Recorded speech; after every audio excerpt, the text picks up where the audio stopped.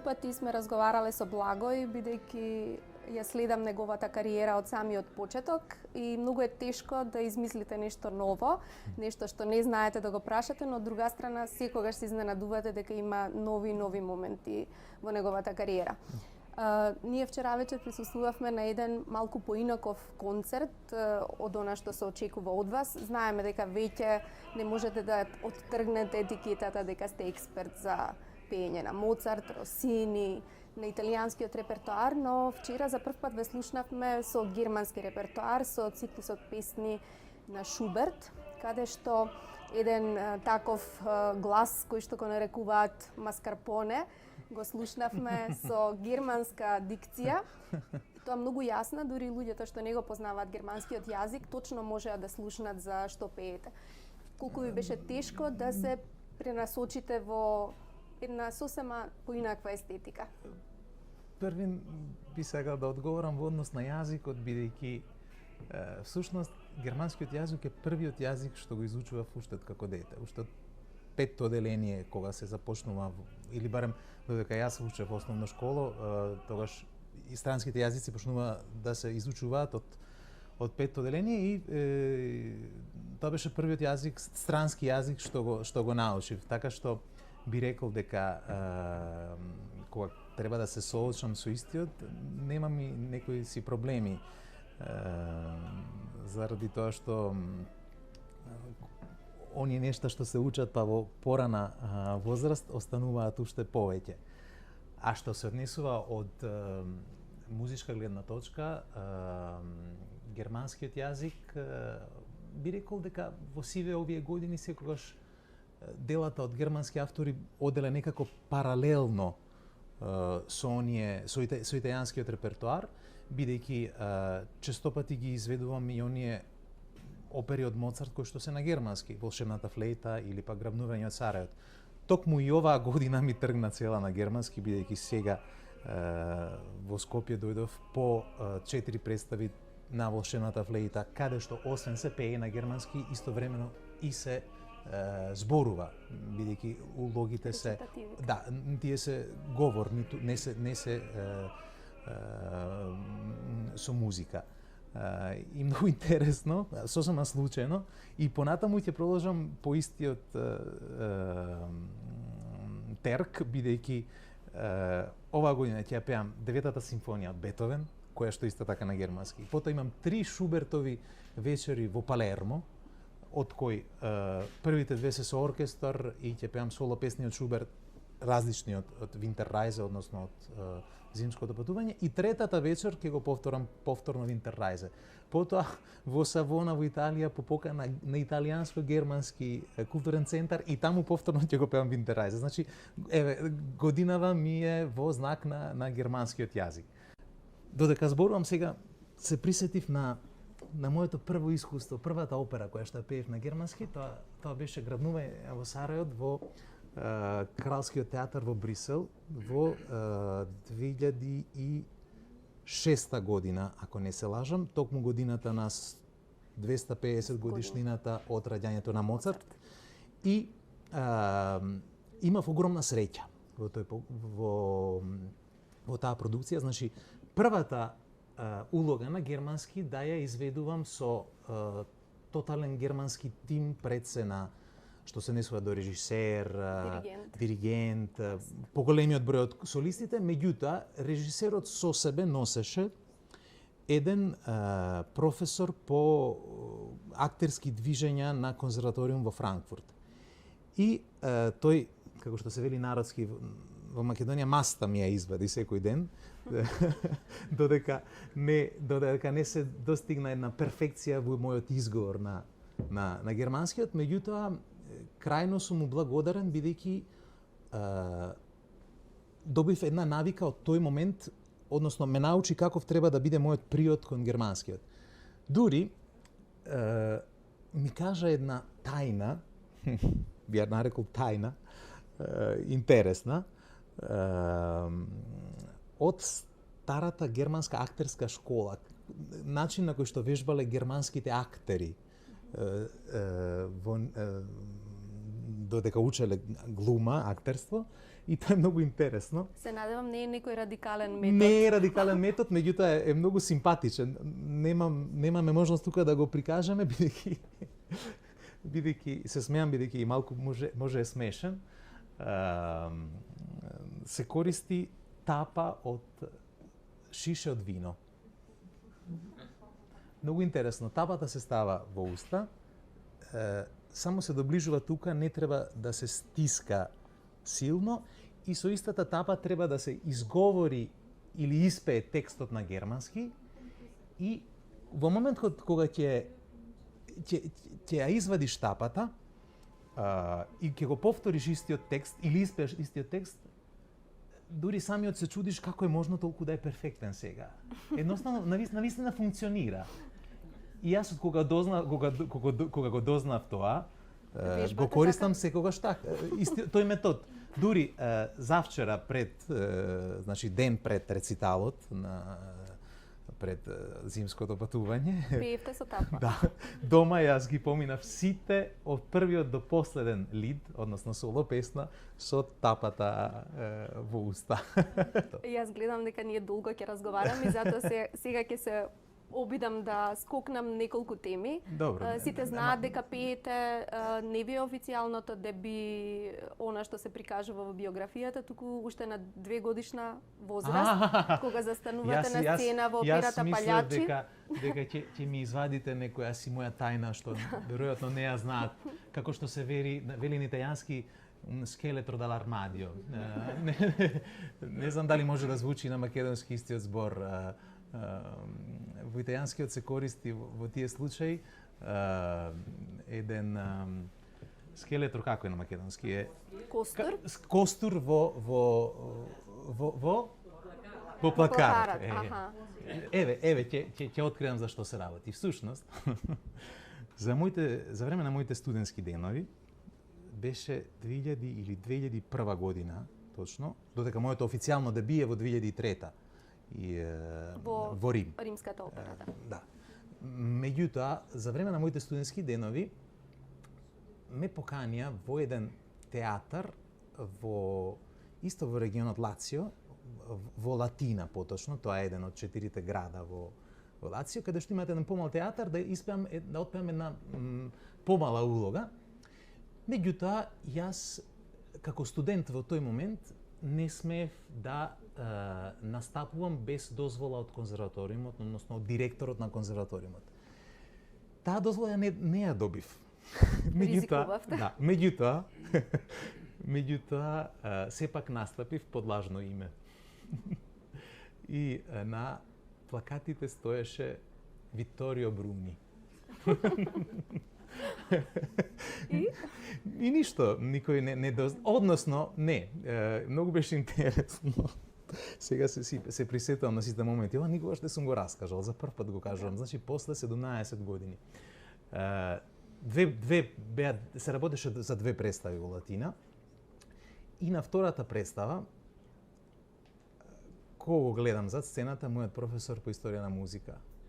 И јас, кога го видов, му реков, професоре, молам, ова е тука тајно, инкогнито, не кажувајте на никого. Да. Всушност, професорот мој по историја на музика и музички критичар. И ве молам во рецензијата, не го спомнувајте моето вистинско име, ако пишувате некаде, туку искористете го алтер егото. Да, псевдонимот кој што беше искористен за тоа. Значи, тоа беше една од моите лудори од студентските денови. Но вистинското деби беше 2003 во Рим, туку јас ќе ве прашам... Сега зборуваме малку метафоричко ова деби. Да, требаше 12 години да поминат за да стигнете до Миланска скала. Во меѓувреме ви се случија многу нешта и мене ми паѓа на памет една паралела, како велат, ma Roma non fu fatta in un giorno. Значи и кај вас, вие не се изградивте и да го запеете зимскиот циклус, велевте дека не сте се уште зрел. Дали и ова беше достигнување на некоја зрелост, да се Веројатно, влезе на да. вистинскиот начин во Миланска скала и да добиете дури двојна представа. Вие веднаш после Две првата продукции, добивте две продукции една по друга. Уште една понуда, На вистинскиот начин. Да, уште еден Што ангажман. се случеше да ви се случеше скала порано? Скала можеше да се случи во 2005 година, бидејќи тогаш ја добив првата покана за таму, и тоа за главна улога, улогата на грофот Алмавива во Сегилскиот бербер од Росини. Меѓутоа, тогаш не можев да ја прифатам понудата, бидејќи веќе бев под договор со еден друг театар во Италија и имаше начин да се направат истовремено и двете нешта, добивајќи дозвола од едниот театар да отсуствам од едните проби и од другиот од другите. Значи, нешто што се вообичаени во нашиот свет, доколку се разбира не се работи за представа во исти ден, меѓутоа доколку се работи за проби, за еден период на проби, ако двата театри се на 150 км, тоа не е ништо да може да се како се вели, да се тераат пробите и ваму и таму. Меѓутоа, другиот театар во тој момент не ми даде дозвола. Јас тогаш и длабоко се разочарав, бидејќи пред мене го гледав на моето деби во главна улога во Милано, во Скала. Ми беше на дофат, меѓутоа не можев да го реализирам. Па не можете да играте и за Милан и за Интер.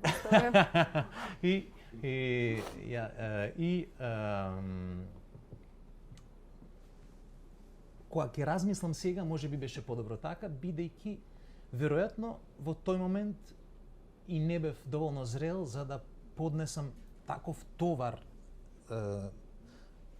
психолошки, музички, психолошки од секоја гледна точка, со главна улога да настапам во тој театар, бидејќи морам да кажам дека публиката во Милано во Скала е немилосрдна, наистина. Знае да ви испирка и знае некогаш да испирка колеги кои што не го ни заслужуваат тоа. И значи беше подобро така. А кога се случи па сето тоа во 2015-та, добро, јас бев ангажиран веќе скоро година дена претходно, се случи во еден момент кога навистина не очекував такво нешто, бидејќи јас никогаш не бев ни отиден на аудиција во тој театар. Ми се јави мојата менаџерка и ми вели вака стојат нештата, следната година во Скала има нова продукција на Турандот, сака да те ангажираат за улогата на Понг. Тоа е еден од тројцата министри. Од тројцата министри. Прво, она што си помислив, таква улога никогаш ни на сон не ми паднало да изведам, бидејќи се работи сепак за кинес. Во денешно време е битен и изгледот физички да биде што поадекватен на улогата која што се толкува си велам. Јас сум 1,90 и сум плав, би рекол. Колку и да ме маскираат, не можам да изгледам како кинес. И од друга страна, еден репертоар кој што никогаш до тој момент не го негував. И сето тоа и го кажував на мојата менаџерка и потоа велев, ама чекај малце, треба да одам на аудиција? Не, се е готово, само треба да го направиме договорот. И јас реков, прави, готово, преговарај и да го договориме сето тоа. Но не знаевте дека тоа ќе добие и други димензии, дека ќе се отвори експо, дека очите на целиот свет ќе бидат. Да, после ги дознав сите тие нешта, всушност се работеше значи за огромна и многу битна продукција со маестор Рикардо Шаи, значи нова продукција на Турандот. Со таа продукција се отвори Експо Милано 2015 во присуство на целиот државен врв на Италија, како и многумина од дипломатскиот кор и така натаму. Одеше директно на телевизија како на Рај Јуно, меѓутоа во Европа, би рекол и во целиот свет представата. и ми даде еден огромен визибилитет пред се. Несомнено треба да сте задоволни. Ја пропатувавте цела Европа, сите континенти, настапивте Ни фали во... само Австралија. Во Австралија не сте Никогаш биле, не каде сум што има најмногу македонци. Се Да. уште не сте запеали. Добро да ви ја посакам оперската куќа во Сидне, во најмала рака. Може. Да пеете таму. Дали веќе имате дискографски изданија за најважните дискографски куќи, за Deutsche Grammophon, Дека, Да. за Епа, во овој контекст мора да го Сега ви излезе споменеме во Скала. последното Од Скала, DVD да. кое што излезе токму на 27 јануари. Тоа е DVD од представата токму Турандот за која што зборувавме во Скала. За жал, се уште Не излезе го на нема продавниците. односно DVD-то е дома кај мене во Дженова. Знам дека ми стигна по пошта, меѓутоа јас веќе бев тука, не можев да го земам материјално и да го донесам со мене во Скопје. Сега на број, можеби вие подобро ги знаете дискографските Сакав да изданија. прашам, не само дискографските, туку колку улоги досега остваривте, професионални, сте правеле Бранка, некаков јас пресек? мислам дека ќе ви ја дадам таа задача, вие да направите поради вашата Ниту професионалност и апроксимативно? Добро, тогаш кои се Знам дека највпечатливите моменти знам покрај дека Скала? да речеме, Севилскиот Берберин го имам испеано некаде 80 на пати. Операта Дон Джовани 50 до 60. Тие бројки ги паметам. На трето место се наоѓа операта Кози фан туте, односно Така прават Моцарт. сите, од Моцарт со 7 или 8 продукции, не знам точно колку представи, бидејќи во некоја продукција има по Повеќе две, пати. некоја има 7, 8, па и 10. Треба да ги избројам точно колку се. Да, сега го си сетам во Штутгарт беа само 11, да речеме. Тоа се веројатно трите улоги кои што највеќе ги имам пеено. Од Моцарт претпоставам дека имам одпеано е композиторот што највеќе го имам одпеано, 7 улоги, Различни. ако не се лажам, различни. Потоа Росини 4 улоги. И другите треба да ги изброиме. Дали можете музички да се опишете со еден мотив од некоја представа? Бранка, ова Вие прашање дали требаше да ми го чувствувате- поставите пред да Не, се договори. За свој белек, за свој код. Ако ве прашаме една, макар музички мотив, реченица, што ве отсликува вас или што ви била клучна во досегашната кариера? Тоа е едно прашање на кое што би требало повеќе да размислам. Меѓутоа, она што можам во моментот веднаш да го кажам, некако се менува. Па и тоа Секако дека се менува, бидејќи сите ние се Да. менуваме во посебна И, фаза. Сега во кој особено- репертоар сте сега? во Во кој- лирски? Во подрамски? Не, подрамски не, претпоставам дека никогаш нема да преминам во подрамскиот репертоар. Пред се од медицинска гледна точка, кога за прв пат најдобриот фонијатар лани во Италија ми ги виде гласните жици, фонијатар се вели, нели? Тоа е оториноларинголог што специјалист, што е специјалист за гласни за жици. гласни жици. Иако никогаш ме немаше слушнато како пеам, само гледајќи ги гласниците, ми го опиша мојот глас 100% како е така, каков е. И тој ми рече само вака, Маскарпоне. немој те молам да преминеш во драмскиот репертоар, бидејќи ќе си наштетиш на гласниците. Твоите гласничици се Кревки, нежни? не кревки, туку се тенки и малечки за лирскиот тенорски фах. Меѓутоа, поради тоа што сум малку повисок и покрупен од Вообичаеното? да, тенорите се вообичаено се помалечки, значи има поголем простор во празнината внатре во овој дел. Значи тонот во пониската лага, тоа можеше да се слушне и синоќа, Да. е покрупен. Може да звучи подрамски, меѓутоа тоа не го даваат гласниците, туку го даваат едноставно резонантната кутија. Токму така. така. Вие сте контрабас со звук на виолина. Ете, значи може да искористиме оваа фраза ако за музички да се опишам. Да. Ќе ја запишам, ќе ја постирам и на Facebook. Што е она што сакате да отпеете и кон што целите и потајно се надевате дека ќе ви дојде покана, ќе ве поканат во некој театар? Да не зборуваме за објекти, за куќи, бидејќи доволно ви е скалави се случи, па сега ако дојде Метрополитен, ако дојдат другите, нема проблем. Нема да се жалам, ако дојде покана и од Метрополитен, иако моето дебют лани во Њујорк го имав, односно во Њујорк има пред се две големи оперски куќи, тоа е Мет и Њујорк Сити опера. И Њујорк Сити опера банкротираше пред сега веќе 4 години и лани по 3 години стоп, значи по 3 години клуч на вратата, повторно се отвори и ја имав таа чест и јас да бидам дел од возобновувањето на истата.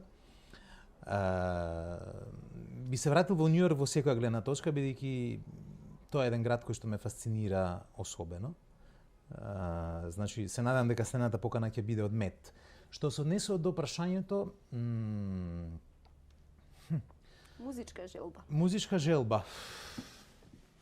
Па, мислам дека ги дебитирав сите улоги кои што сакав да ги дебитирам до сега. Ми остана веројатно Ленски во Евгениј Онегин од Чайковски и жалам што 2 пати го одбив во македонската опера и балет поради пребукираност. И се надевам на трета среќа. Има една не една, туку малку повеќе улоги би сакал да отпеам од барокниот репертоар. Што Монтеверди. Монтеверди, ете така.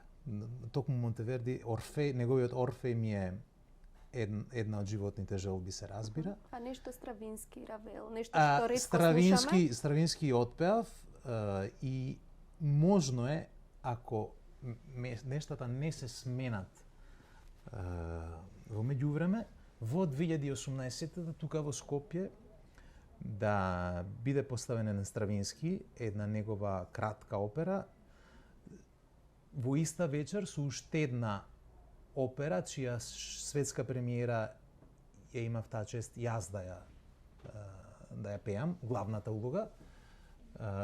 Лани во декември во 2015-та се работи за операта Страф и од еден млад композитор. Композиторот е помлад и од мене, италијанец, и една улога поинаква од сите дотогашни улоги што ги имав изведено. Ние имаме, да, 2 книги за вас, што однапред ги одбравме, но доколку нешто друго ви се допадне, значи ова се Quo Vadis, темата е Рим, ова е Византија, а еве веднаш нашиот шеф на издаваштво ја споминавте. Il nome della rosa. Името на розата на македонски, интересно е, претпоставам вие сте го читале во оригинал.